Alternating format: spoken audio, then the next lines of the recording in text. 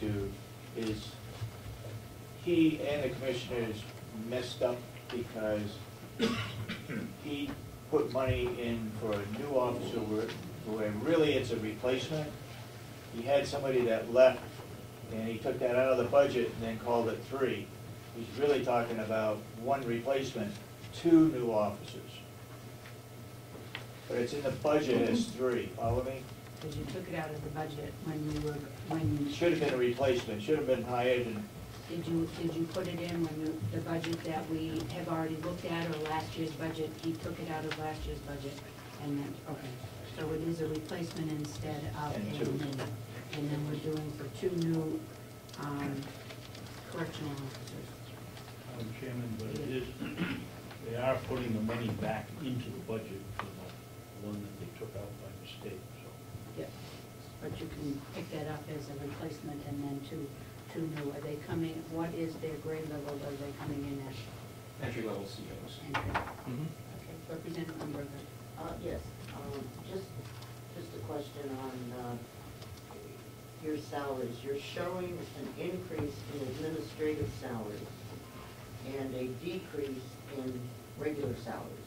That's correct, ma'am. And so, is that, I mean, when you're talking about hiring 3 new people, are they going to the administrative side or are they going to the other side? They go into the line staff. What you'll see is there's reason for the increase in the administrative salaries.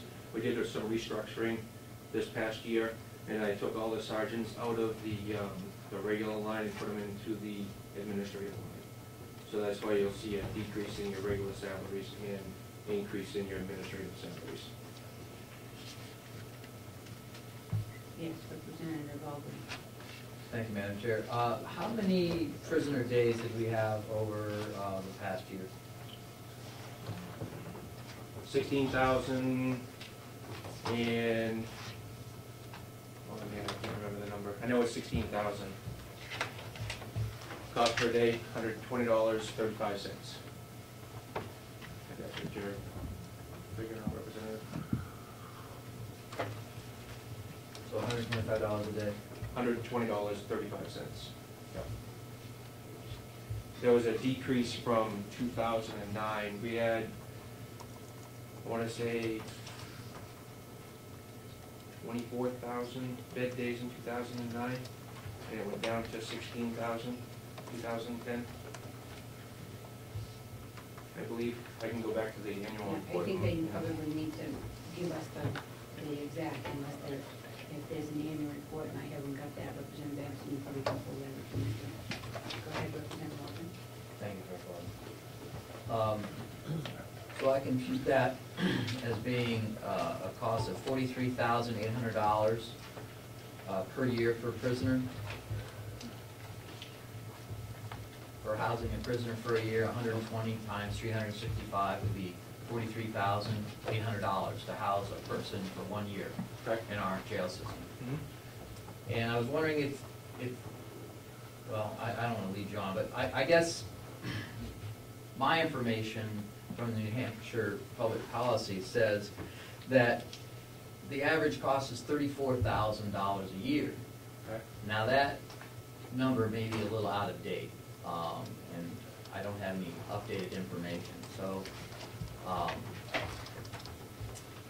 so I guess my question is, do you have knowledge of what it costs per year for other county House of Corrections to house their prisoners per year? I don't, but I could go in, I could look at what their operating budget is, because the New Hampshire Association of Counties has a formula that you use to get to your calculation. And so if I take their operating budget, divide it by the average daily population, that'll give you your cost per day. So the larger counties are going to obviously be lower because they deal with more inmates and they have more inmate bed days as opposed to us. So that's how you get your cost per day calculation. It's your overall operating budget divided by your average daily population. Does that answer your question, Representative Albany, or go further?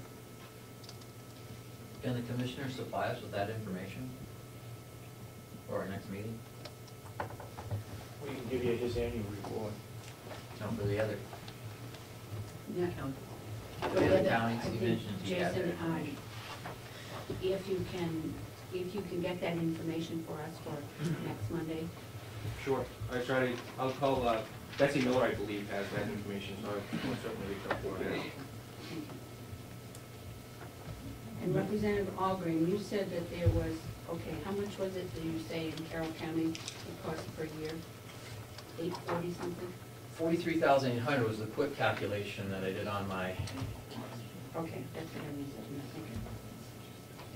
okay, Representative Baxter.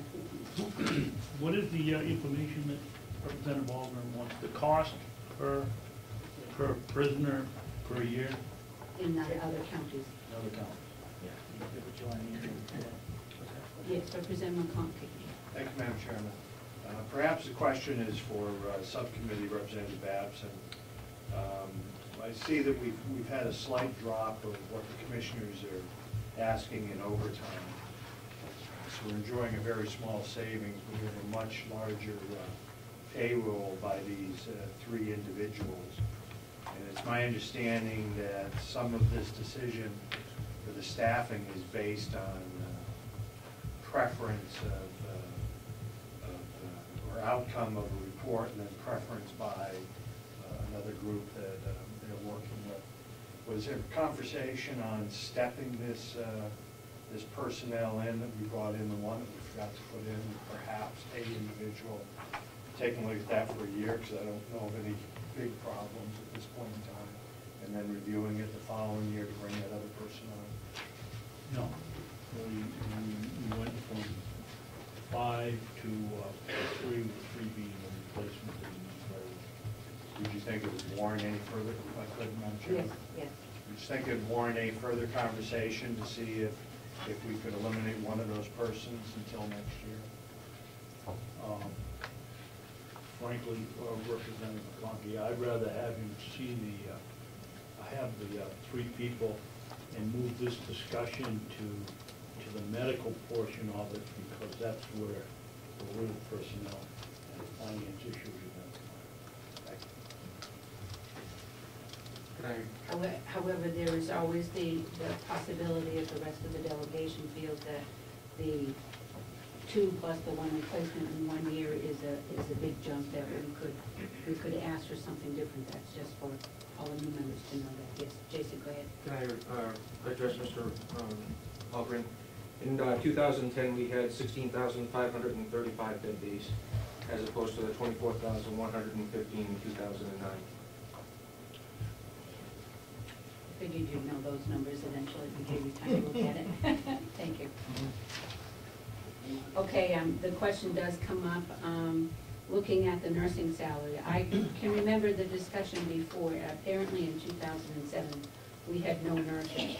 And what we were doing, we were borrowing nurses from the nursing home, and that was something that was causing a stressful situation to the personnel going over to the jail, and they didn't like that. And I remember going in for a part-time nursing staff at the jail, and now in 1, 2, 3, now going on to our 4th year. Can you tell me how many nursing equivalent full-times or part-times, how many do we have now? They have 3 full-time nurses and 1 part-time nurse. That, in my mind, it is a large jump. Can you tell me why we have done that? We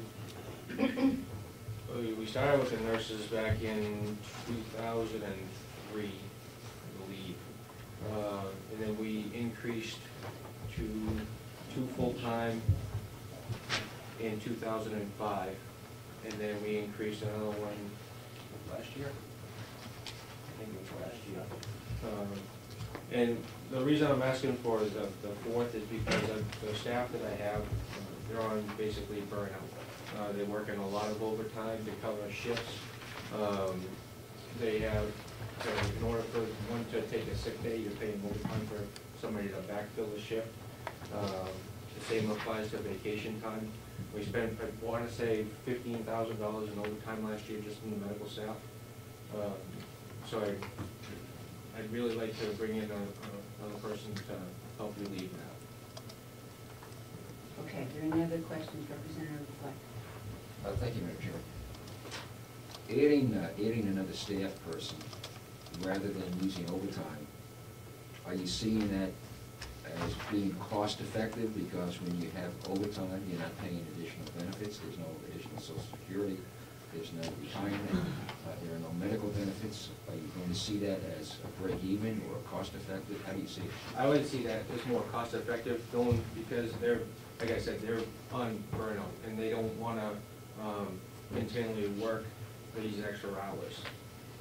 So I would see it as a more of a cost-effective way to manage it. I understand adding the extra benefits and things like that, but when dealing with personnel, I would like to think that it would outweigh it. Okay, Representative McCarthy. Thank you, Madam Chairman. You did say me? Yeah. The subcommittee did a lot of work on the nursing problem down at the jail. And we found that the reason for so much overtime is that for 3 days a week, there's several hours of overlap. And the biggest problem that I think we found is that they have 3 RNs rather than LPNs. And the RNs are being paid, you know, $68,000, $65,000, $66,000, where a licensed practical nurse could be able to do the same thing at the jail for half that. And we thought if they did need, according to Mr. Johnson, and I agreed with him, they do need another nurse. And it would do, if we could knock down from an RN to an LPN, that would knock off probably all of the overtime for the nurses to start with. And it would cut the budget down by $60,000, $70,000 just by going from registered nurses to licensed practical nurses. The problem was, since they already have 3 registered nurses, they didn't want to have to fire anybody. One of the registered nurses is a part-time and has agreed, from what I understand, if they are taken on full-time, to come on as at the salary of a licensed practical nurse. So that's where we stand, or where we stood at the, as far as the nursing goes. I think there's an opportunity to save $60,000, $70,000, or $80,000 just by going from RN to LPN. Yes. Do we have any discussion, Representative Babson?